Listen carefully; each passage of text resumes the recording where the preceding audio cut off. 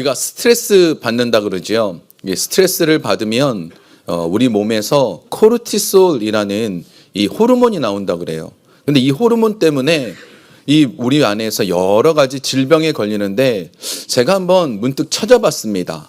스트레스를 받으면 우리 몸에 생기는 질병이 뭐가 있을까 찾아봤더니 다입니다. 다. 오장육부 사지백체 하다못해 얼굴에 피부에 나는 것까지도 다 스트레스 때문입니다. 어깨가 결리고 허리가 아프고 무릎 아프고 손목 아프고 그것도 스트레스 때문이랍니다. 그거 보면 이 스트레스를 받는 건 정말 이게 좀 우리 몸에 굉장히 안 좋잖아요. 그래서 이 심리학에서는 이 스트레스가 왔을 때 어떻게 해야 되느냐 4가지 방향으로 얘기를 해요. 그 첫 번째로는 그 스트레스를 주는 원인을 그걸 없애라. 또 하나는 감정적으로 내가 잘 다스려라. 그리고 세 번째로는 다른 사람들과 이렇게 대화하면서 좀 풀어라. 그리고 네 번째는 종교적인 도움을 받아라. 기도해라. 이런 거예요. 근데 이런 방향들, 이런 얘기들 들을 때 저도 병원에 가면 선생님이 늘 얘기하는 게 목사님 스트레스 받지 마세요. 그 말이 스트레스예요. 아니 누가 스트레스를 받고 싶냐고요. 그게 좀 해결이 잘 안 되는 거잖아요. 스트레스를 안 받고 싶어도 스트레스가 되어지고 그러는 거죠. 근데 우리 인생에 여러 가지 일들을 만나면 우리를 좀 어렵게 하고 괴롭게 하고 이런 것들이 늘 반복되는 것 같아요. 그렇죠. 인생이라는 게 스트레스가 없는 사람은 아무도 없는 것 같아요. 오늘 그런 점에서 보면 야곱이라는 사람의 인생은 엄청난 스트레스를 가지고 살았던 사람일 것 같아요. 왜냐하면 그는 태어날 때부터 축복받으려고 형 발뒤꿈치 잡고 싸우고 그리고 어떻게 하면 그 축복을 얻을까 평생 동안 달려갔던 사람. 그래서 본인 스스로가 자기 인생을 평가할 때 험악한 인생을 살았습니다 라고 말할 만큼 참 힘들었던 인생이 야곱입니다. 근데 그 야곱의 인생에 오늘 아주 중요한 터닝 포인트가 주어집니다. 중대한 전환점이 오늘 본문을 이후로 주어집니다. 오늘 본문은 우리가 좀 잘 알고 있는 내용이죠. 이제 야곱이 외삼촌 라반의 집에 있다가 20년쯤 있다가 이제 집으로 돌아옵니다. 이제 돌아올 때 이제 여러 가지 부푼 마음을 가지고 기대감을 가지고 오고 있었지요. 근데 형 에서가 군사 400명을 데리고 온다는 말을 듣습니다. 보통 20년쯤 지나면 그래도 나에게 좀 나쁜 감정이 있던 사람들도 좀 풀릴 거라 생각했는데 근데 400명이나 데리고 오면 웰컴하는데 400명이나 데리고 오진 않잖아요. 그러니까 이 야곱의 마음이 불안해졌습니다. 형이 아직 안 풀렸나 보다. 그런 생각이 들었어요. 그래서 이 야곱은 똑똑한 사람이죠. 그래가지고 방법을 취하는데 자기가 가지고 있던 소유와 가족을 반반 나눠 놓습니다. 만약에 형이 이쪽을 공격하면 여기라도 도망가라고. 참 나름 그런 거 보면 지혜로운 것 같아요. 그리고 나서 이랬는데도 마음이 불편한 거예요.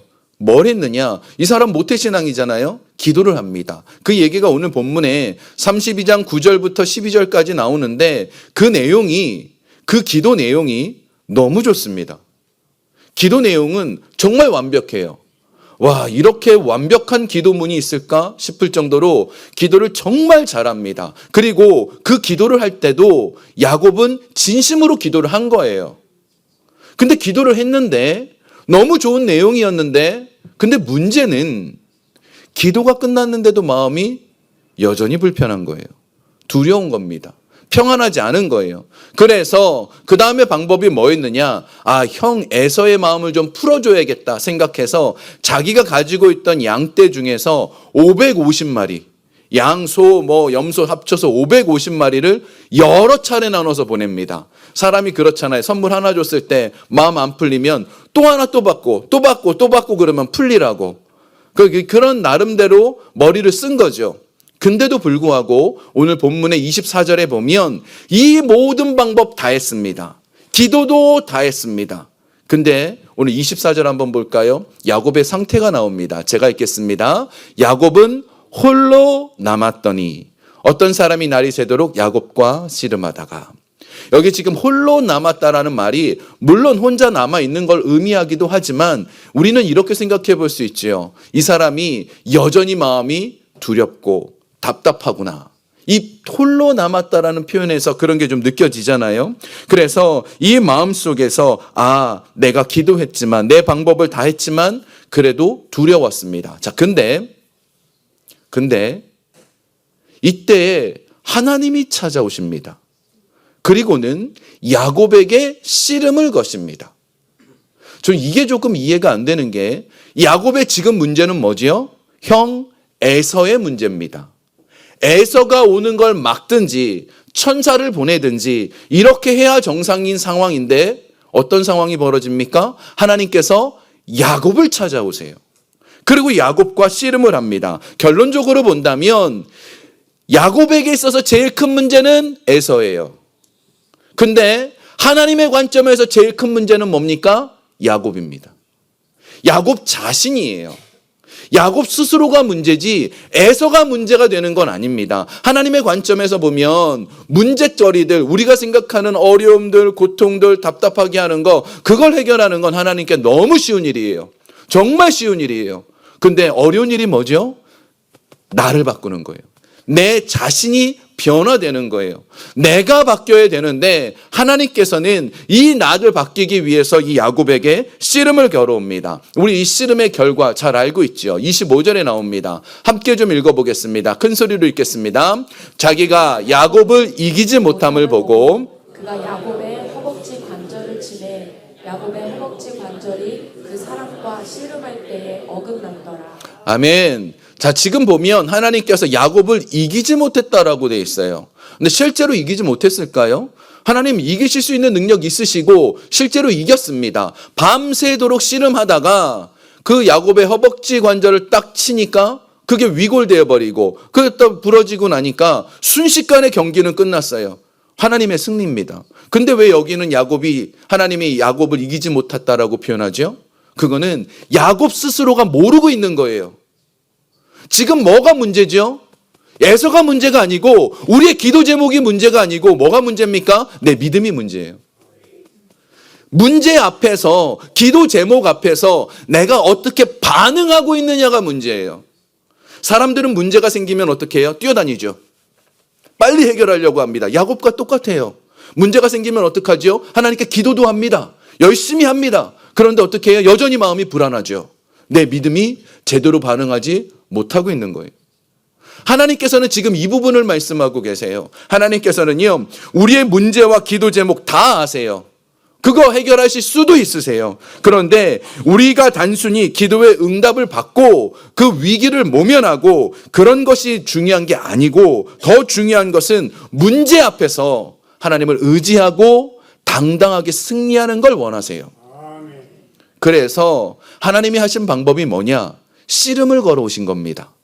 근데 저도 이 오늘 본문을요, 굉장히 여러 번 설교하고 성경을 거의 이 부분은 외우다시피 할 정도인데 문득 그런 생각이 들었어요. 여러분 이런 생각 한번 해보셨나요? 하나님께서 지금 야곱에게 씨름을 거셨는데 이게 진짜 씨름일까요? 그 우리 씨름하면 떠오르는 거 있죠. 한국에서 그 삿바 들고 막 씨름하는 거. 그 이스라엘도 씨름이 있나? 이게 이 씨름이 뭐지? 라는 생각이 문득 들었어요. 여러분 이게 무슨 씨름 같으세요? 실제로 보니까 씨름이라는 단어 자체가 히브리어로 어떻게 되어 있느냐? 먼지를 일으키며 뒤엉키는 것이라고 되어 있습니다. 하나님이 오셔가지고 밤새도록 진짜 씨름을 한 거예요. 그 야곱과 엎치락 뒤치락을 한 거예요. 이게 지금 어떤 영적으로 상징을 보인 게 아니라 밤새도록 야곱을 붙잡고 야하고 막 이렇게 흔드신 거예요. 밤새도록. 왜 그랬을까? 그게 중요하죠. 왜 그랬을까? 왜 씨름을 거셨을까? 하면 야곱의 인생 자체가 평생 동안 씨름하며 살았던 인생이에요. 엄마 뱃속에 있을 때 뭐 했죠? 형이랑 씨름했어요. 그래갖고 씨름해서 발 뒤꿈치라도 형이 먼저 나가려는 거 붙잡는 사람. 이게 야곱이었지요. 커서도 마찬가지입니다. 형이 여전히 장자권을 가지고 있으니까 그거 한번 끄집어 내리겠다고 팥죽 쏘아가지고 팔긴 팔았죠. 장자권 하나에. 그리고 나서 또 형 아버지를 속이고 외삼촌 집에 가서도 그렇게 씨름해야 되고 평생을 씨름하고 살았어요. 평생을. 그래서 하나님께서 야곱을 바꾸려고 어떻게 해요? 야곱의 관점에서 내려오신 거예요. 야곱이 씨름하는 사람이니까 하나님이 씨름해 주시는 거예요. 우리의 인생에 예수님께서 이 땅에 오셨지요. 왜 오셨지요? 수많은 선지자들을 보내서 하나님의 말씀을 전했는데 우리는 바뀌지 않습니다. 그래서 예수님이 직접 오셨어요. 그걸 성육신이라고 부르죠. 예수님이 사람의 몸을 입고 오셨습니다. 우리의 눈높이를 맞춰 주신 거죠. 그게 바로 지금 이 모습에서도 드러나고 있는 거예요. 똑같은 관점에서 씨름을 해주십니다. 왜? 말씀을 했는데도 불구하고 그 말씀을 듣고 은혜를 받았어요. 실제로 그래요. 창세기 28장에 보면요. 그 약복강가에서 사다리 왔다 갔다 하잖아요. 그 베델에서. 그 사다리를 보고 그때 깨고 나서 야곱이 고백합니다. 우와! 하나님이 과연 여기 계시거늘. 하나님 진짜 살아계신다고. 이런 마음 가졌단 말이에요. 근데 여전히 20년 동안 씨름했던 인생이에요. 이게 우리의 지금 모습이 그래요. 여기 주일날 오셔가지고 여러분 예배 잘 드리죠. 기도 정말 잘합니다. 여러분 예배 정말 뜨겁게 드려요. 지금 칭찬한 거예요. 여러분 진짜 저희 교회 보면 예배 정말 잘 드리세요. 보면 눈이 초롱초롱 하시고 말씀도 어떤 분은 끝나고 와서 목사님의 말씀 처음부터 끝까지 그냥 그걸 다 그대로 반복해서 저에게 말할 만큼 아주 잘 들으세요. 그래서 은혜를 받았는데 문제는 주일날에는 우리가 씨름이 없는데 월요일부터 토요일까지는 세상에서 씨름하고 살아요. 월요일부터 토요일까지 문제가 생기면 어떻게 해요? 씨름하는 거예요. 그냥 어떻게 하든지 내 힘으로 살아보려는 거예요. 이게 지금 우리가 가지고 있는 문제라서 하나님께서는 나를 바꿔주시는 거예요.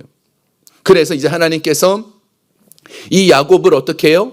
허벅지를 쳐버렸어요.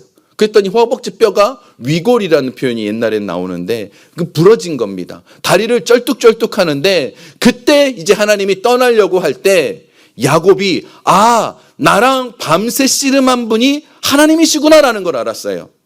그리고는 하나님 하고 그분을 붙잡기 시작합니다. 그리고 진짜 중요한 그 내용을 말하죠. 오늘 본문에 볼까요? 32장 26절 너무 중요한 내용이 나옵니다. 함께 좀 읽어보겠습니다. 그가 이르되 날이 세려하니 나로 가게 하라. 야곱이 이르되 당신이 내게 축복하지 아니하면 가게 하지 아니하겠나이다. 아멘. 자, 지금 여기 하나님인 걸 알고 야곱이 어떻게 해요? 하나님 내게 축복 주세요 하고 붙잡습니다. 야곱은 평생 동안 씨름했던 목적이 뭐죠? 축복이에요. 축복받고 싶었어요. 그 축복을 누리고 살고 싶었어요.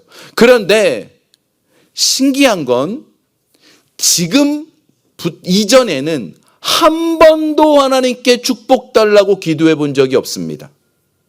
이상하죠? 하나님이 주시는 축복을 기대하면서도 한 번도 하나님 내게 축복 주십시오라고 말해 본 적이 없어요. 오늘에서야 처음 말합니다. 하나님 내게 축복 주십시오.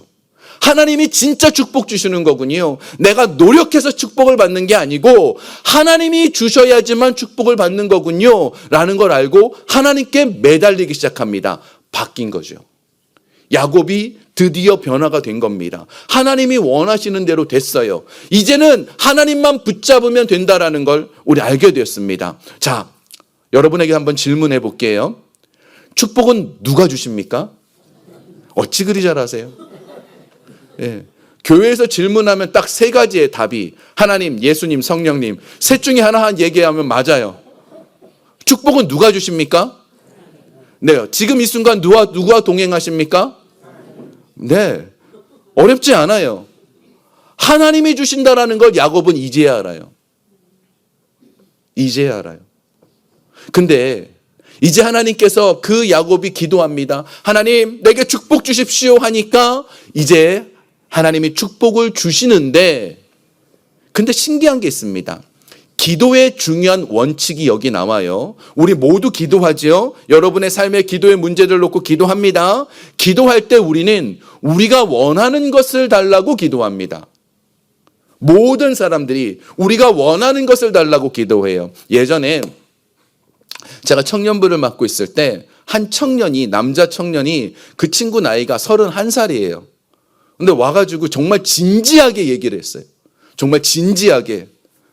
목사님, 제가 화장실을 못 갑니다. 변비가 심한 거예요. 근데 이게 지금 왜 많이 안 웃으시네요? 웃으실 줄 알았는데 이게 왜 그러냐면 변비가 심하면 이게 굉장히 고통스러운 게 아니라 몸에 병이 생긴대요. 이 친구가 그렇게 되는 거예요. 그래가지고 열심히 기도해서 정말 변비가 나았어요. 오늘 분위기 좀 별로예요? 아무튼 변비가 나았어요. 근데 우리는 뭐죠? 원하는 걸 기도해요. 원하는 걸. 우리가 필요한 걸, 원하는 걸 기도하는데 하나님은 우리에게 무엇을 주시냐? 이게 기도의 원칙이에요. 하나님은 우리에게 있어야 할 것을 주십니다. 원하는 걸 다 주진 않아요. 원하는 거 다 주면 그게 문제가 될 수도 있어, 오히려. 그래서 하나님은 우리에게 뭘 주십니까? 있어야 될 것, 필요한 것, 내게 필요한 것들을 주십니다. 자, 야곱이 축복 달라 그랬습니다. 그래서 하나님께서 축복을 주십니다. 야곱이 원했던 축복은 장자권의 축복이고요. 가정이 잘 되는 축복이고요. 모든 일이 평탄하게 풀리는 축복이었죠. 그런데 하나님께서 야곱에게 주신 축복이 뭔가? 오늘 본문 보겠습니다. 27절, 28절입니다. 함께 읽겠습니다. 그 사람이 그에게 이르되 내 이름이 무엇이냐? 그가 이르되 야곱이니이다. 그가 이르되 내 이름을 다시는 야곱이라 부를 것이 아니요 이스라엘이라 부를 것이니 이는 내가 하나님과 및 사람들과 겨루어 이겼음이니라. 아멘. 지금 하나님께서 주시는 축복은 다른 축복을 주세요. 뭘 주셨냐? 이름을 바꿔주십니다. 아니, 왜 굳이 이름 바꿔주십니까? 이 이름 바꾸는 게 뭐가 중요하다고. 그 개명하는 거, 그거 한국에서도 요즘 한대요. 그 이름 하면 제가 여러분에게도 몇 번 말씀드렸는데, 제가 지금 뉴욕에 있는 이유가 제 이름 때문이잖아요. 그죠? 제 이름이 동현이라고 그랬잖아요. 동현. 동쪽의 밝은 빛. 그래서 뉴욕에 있는, 동부에 있는 거예요. 서현이었으면 LA에 있었어요. 만약에 북현이었으면 캐나다에 있었을 것 같고. 이름을 바꾸면, 예를 들어서 제가 남현이 되면 달라스로 가나요? 그런 거 아니잖아요. 지금 하나님 왜 이름을 바꿔주는 게 이게 축복이냐? 야곱이라는 이름 자체에 중요한 뜻이 있어요. 야곱은 글자 그대로는 발 뒤꿈치를 잡는 자라는 뜻인데 그 이면에 또 다른 뜻이 있습니다. 속이는 사람. 평생 동안 야곱을 부를 때마다 쟤 속이는 사람이야. 죄의 성품 때문에 본인도 그렇게 살았어요. 근데 이제 야곱에서 이름을 뭘로 바꿔주시죠? 이스라엘. 이스라엘이라는 이름은 그 안에 또 다른 뜻이 있는데 그게 무엇인가 하면 하나님께서 싸워주신다라는 뜻이 있어요. 지금까지 인생은 뭐지요? 자기가 씨름해서 평생 동안 살아왔던 야곱이었는데 이제는 어떻게 해요? 하나님께서 내가 대신 해줄게. 하나님께서 만들어줄게. 이렇게 인생으로 바뀌어지게 되는 거예요. 그래서 우리가 바뀌어야 돼요.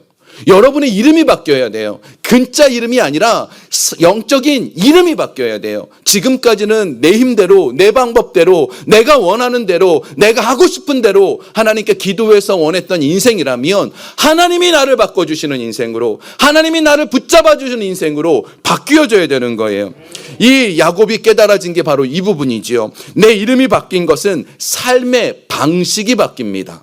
그래서 나중에 이 야곱이 문제가 생길 때 베델로 올라가서 하나님께 기도해요. 하나님께 매달리는 사람으로 바뀌어져요. 문제가 생기면 여러분 어떻게 해요? 사람을 찾아가는 게 아니고요. 문제가 생기면요, 누군가에게 도움을 요청하는 게 아니고요. 우리가 할 일은 무엇이죠? 하나님을 붙잡는 겁니다.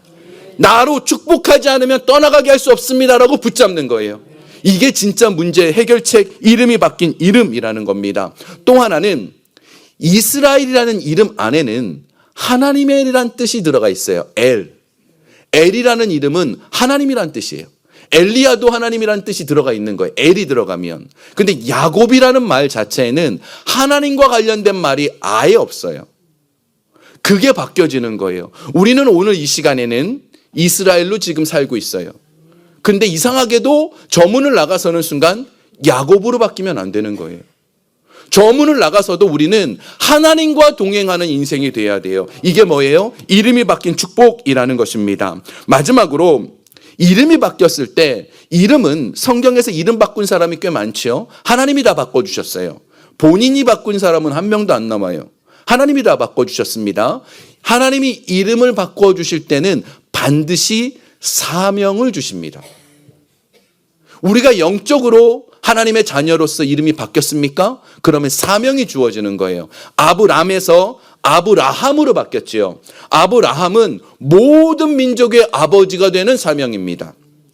시몬이라는 이름이 베드로, 반석으로 바뀌었지요. 실제로 이 베드로가 초대교회에서 반석 같은 역할을 해냅니다.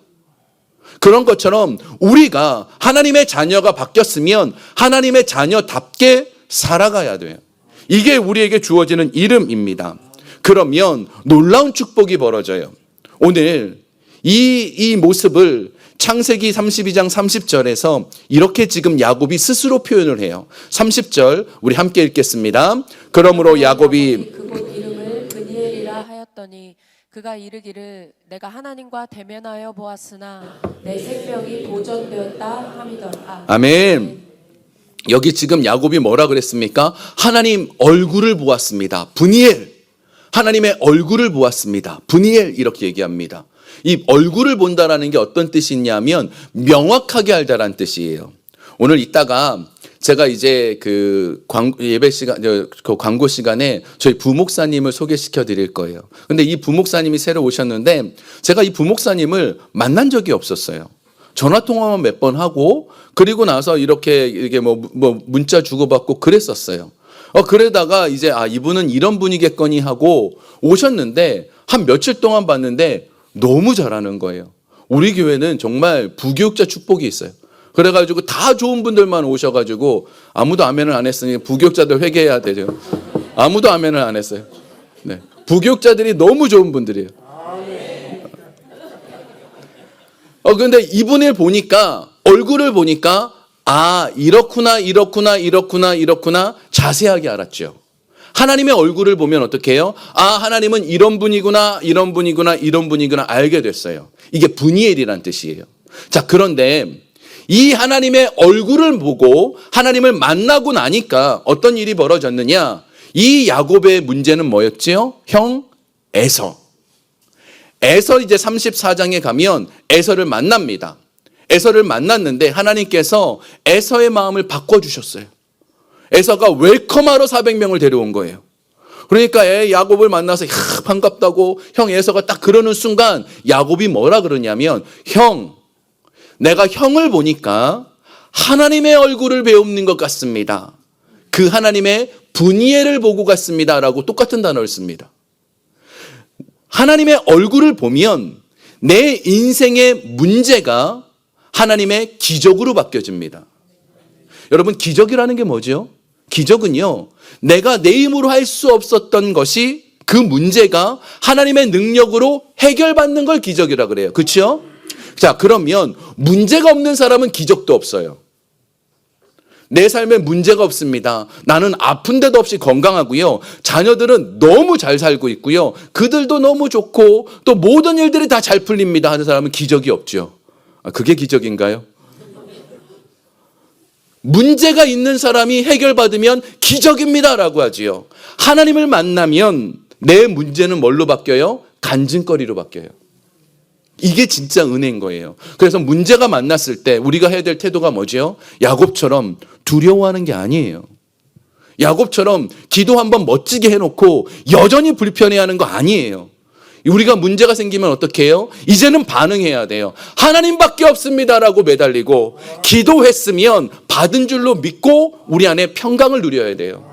하나님 알고 계시고 나에게 필요한 것 주신다라는 확신 가져야 돼요. 이게 믿음의 사람들이 가져야 될 태도라는 것입니다. 말씀을 정리합니다. 우리 바뀌어야 돼요. 야곱처럼요, 정말로 하나님의 존재를 알고 있고 하나님 앞에 멋진 기도를 했다 할지라도 막상 현실 속에 문제가 있을 때 그 문제를 앞에 두고 하나님밖에 없습니다라고 무릎 꿇을 수 있어야 돼요. 내가 그 문제 때문에 뛰어다니는 인생이 아니라 기도의 자리에서 해결 보는 인생이 돼야 돼요. 그러면 하나님께서 브니엘, 내 얼굴을 만나주셨듯이 문제를 바꿔주시고 삶을 바꿔주시고 여러분에게 기적과 간증이 일어나게 만들어주실 것입니다.